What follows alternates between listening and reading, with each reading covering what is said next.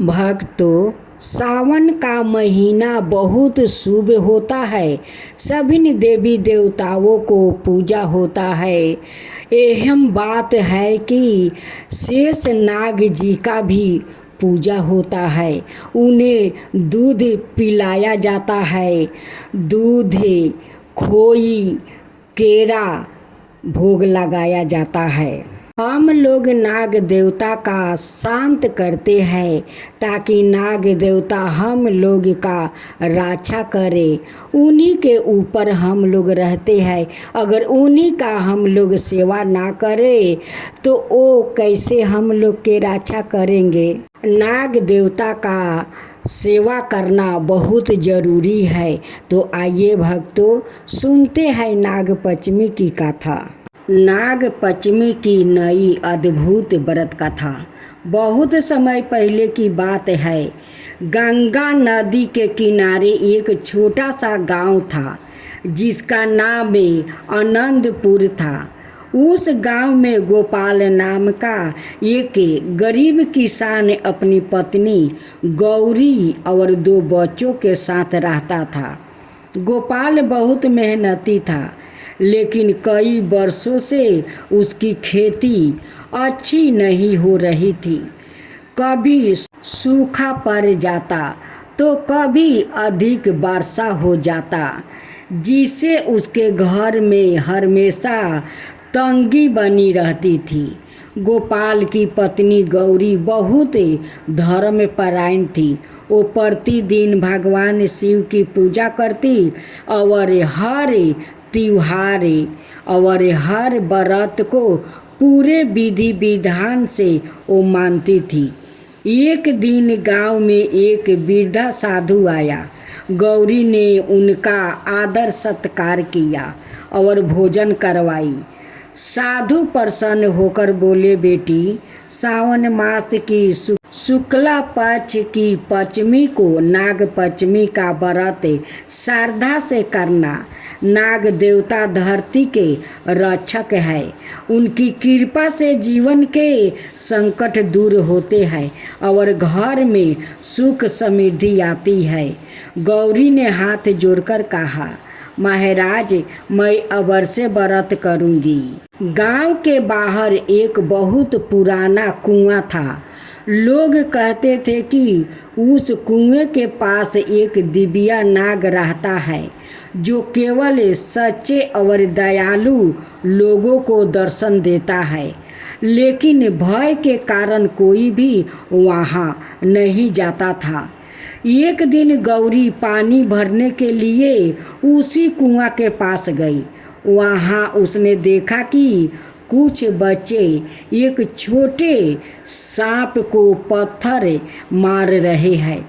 गौरी ने तुरंत बच्चों को रोका और कही, बेटा, किसी भी जीव को कष्ट देना पाप है।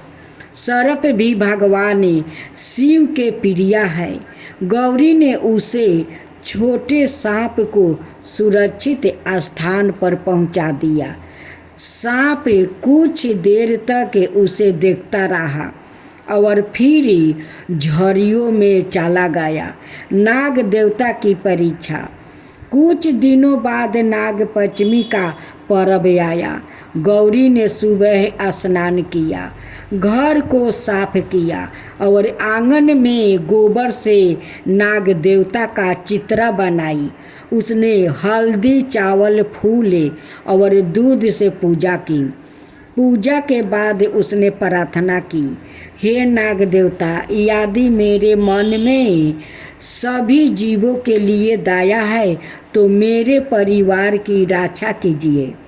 उसी रात गौरी को सपना आया।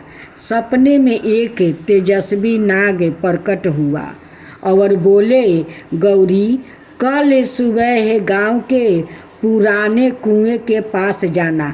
वहां तुम्हें तुम्हारे भाग्य का द्वार खुल जाएगा। सुबह गौरी कुएं के पास पहुंची। वहां उसने देखा कि एक बूढ़ा व्याकुत भारी लकड़ियों का गूठर उठाने का प्रयास कर रहा था। गौरी ने तुरंत उसकी सहायता की। बूढ़ा व्याकुल मुस्कुराया और बोला, बेटी, दया और सेवा ही सबसे बड़ा धर्म है। इतना कहते ही वह बूढ़ा व्याकुल अदृश्य हो गया और उसके स्थान पर एक दिव्या नाग प्रकट हुआ। गौरी आश्चर्यचकित रह गई। नाग देवता बोले, मैं नाग लोक का रक्षक हूँ। मैंने तुम्हारी परीक्षा ली थी। तुमने बिना किसी स्वार्थ के जीवों की रक्षा की है और दूसरों की सहायता की है, इसलिए मैं तुम्हें आशीर्वाद देता हूँ। नाग देवता ने गौरी को एक छोटा सा कलश दिया और कहा, इस कलश को अपने घर में रखना। जब भी तुम्हें सच्चे मन से भगवान शिव और नाग देवता का स्मरण करोगी, तुम्हारे घर में कभी अन्न और धन की कमी नहीं होगी। गांव पर आया संकट। कुछ समय बाद गांव में भयंकर सूखा पड़ गया। कुआं और तालाब सूखने लगा। लोग बहुत चिंतित हो गया। गौरी ने गांव वालों से कहा, हम सबको नाग पंचमी के दिन नाग देवता की पूजा करनी चाहिए और सभी जीवों के प्रति दया का भाव रखना चाहिए। गांव के सभी लोग ने मिलकर पूजा की। बच्चों को भी समझाया गया कि वो किसी जीव को कष्ट ना दे। कहते हैं कि उसी रात तेज वर्षा हुई। सूखे खेत फिर से हरे भरे हो गया। गांव में खुशहाली लौट आई। लोगों ने गौरी से पूछा, तुम्हें यह ज्ञान कैसे मिला?